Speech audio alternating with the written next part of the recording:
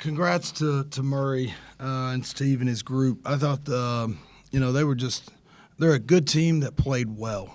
I thought they were tough throughout the course of the evening. They made tough shots, and all of a sudden when you're making tough ones and you're a talented offensive player, the open ones, the basket looks that much bigger. I thought we got good looks, particularly early, and we didn't make some. We got the ball around the basket and weren't able to finish some tough twos. Had a couple that were tipped, blocked, they'd go down, and all of a sudden there's an up and under make, and it's tough two for tough two. And at the end of the day, it's about the ability to make shots on one end and force tough ones on the other. We just didn't force enough tough ones. You look at the stat sheet, we shot more shots, more threes, more free throws. Rebounds were pretty even, fouls pretty even, where we win the turnover battle. Points in the paint, where was it? Where was it? And it turned into, some of there's about 10 or 12 for each team. Like, those are about 10 or 12 good ones, and these are just okay. And they're making these, and we're not. And, against good teams, it doesn't take very many. And, again, I thought we played okay. I just thought they played really well. And you just got to force good teams to be off balance. And I thought the last 10 minutes of the first half was when they were really tougher than us. I thought the second half was pretty good. The first several minutes obviously were good. But it'll be a good lesson for our guys. Yes. Questions? Well, I was going to say, you guys had a 14-0 run, I think. Or no, they had a 14-0 run. Yep. That was sort of sparked off of a lot of open shots, sort of off of maybe some busted screen coverage. Yep. Do you think that gave them confidence the rest of the way to make tough ones when they were able to make those open ones? Well, you don't have game pressure on your opponent. All of a sudden now a good shooter doesn't have any pressure because of the margin. And the okay shooters are looking at a pretty open bucket.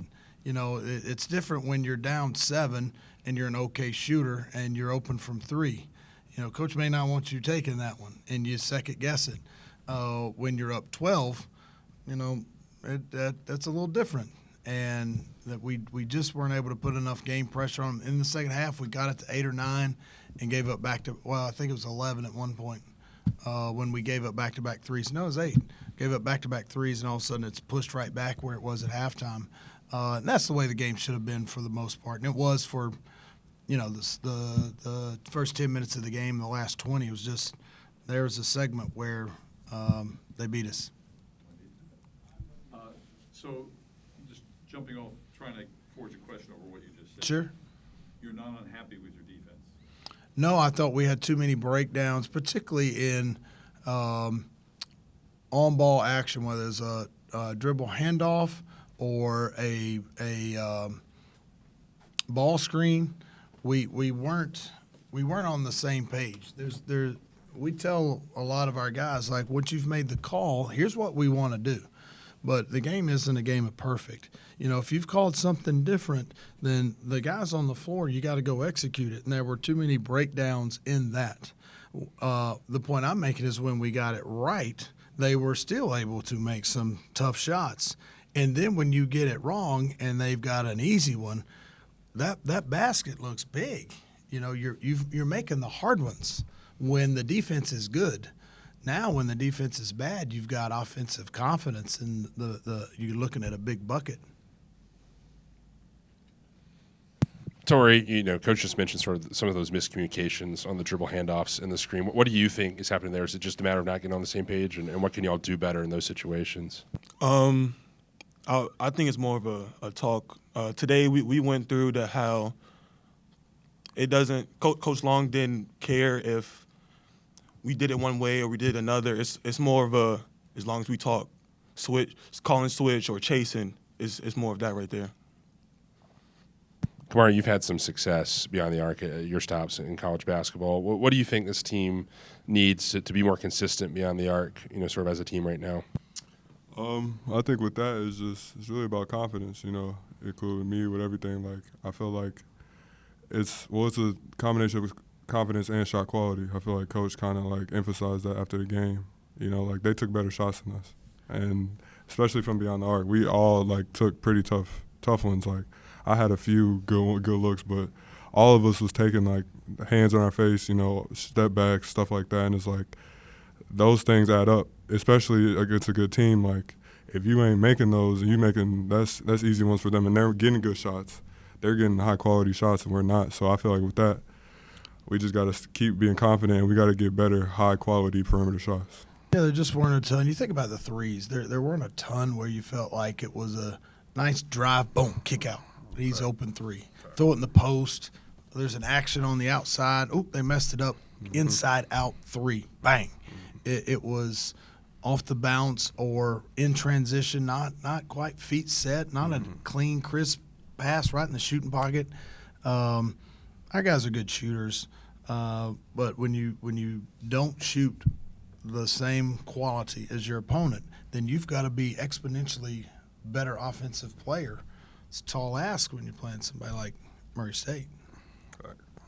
I'll say it seems like Murray was able to load the paint up once y'all got some success going downhill. How do you generate some of those kickouts in those situations when they're able to get 3 or 4 guys sort of in the paint? Well, yeah, I thought when they got physical on our drives, we didn't stay physical on the drive.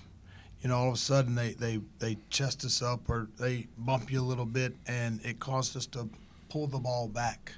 And now you're kind of starting over with touching the paint. There were times where I thought we could have kept going, keep driving, play off 2, see if there's able to get a tough 2 at the bucket or a kick out 3. And times we didn't get either. Forced a step back 17-foot 2. Anybody in the country can tell you the analytics say that's the worst shot to take. And that's what I mean. We took, even if it's 5 or 6 or 7 of those, I don't remember them shooting any of those. And now that's 6 or 7 free possessions. That is the difference in the game of when it's – you look at this and like, man, that's a – they whipped him. It doesn't take a lot in when there's that. You understand what I'm saying? Some of their mid-range jumpers, well, yeah, everybody in the building knows he should shoot that one. Some of ours, like, what the hell's he doing? But it wasn't like there were 28 of them. There's about 7 or 8, but when they don't have any, it's hard. Tori, Coach just said that this is a wake-up call, for the team going into the tournament this week. What do you think the focus in practice will be this week for you guys? We're gonna watch film, and I think the focus for us will be what has always been like our physicality, our toughness.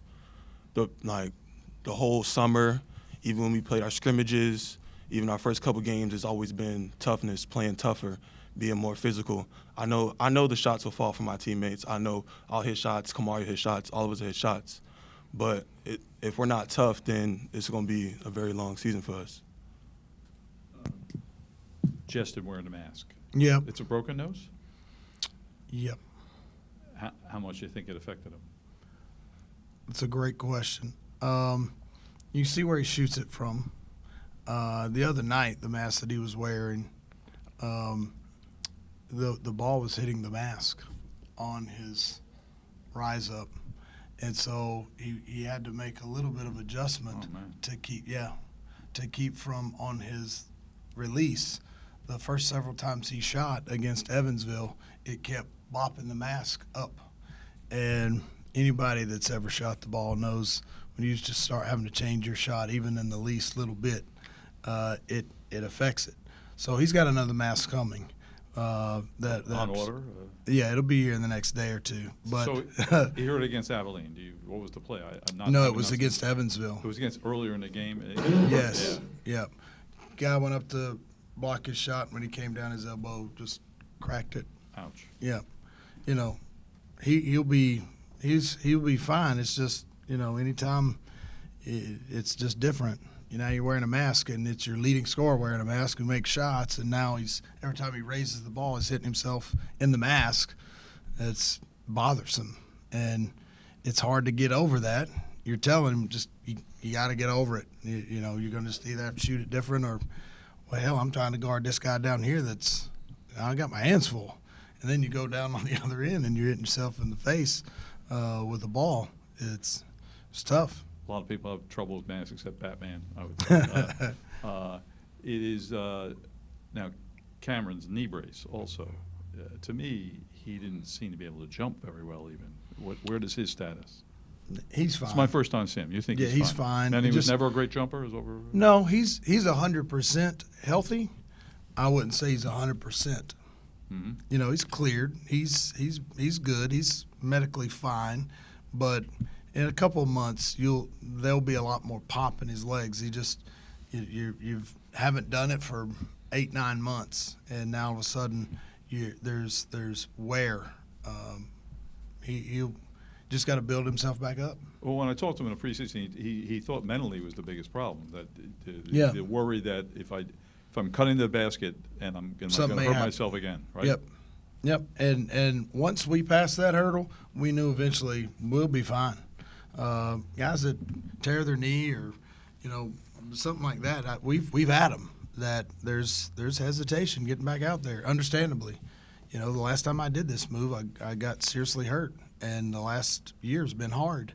And once he made a couple moves in some of our practices and early part of the games that you could tell if he's doing that, then he's not second guessing what he's doing. I'm good. Great. Thanks, y'all. Thank you. Thank you.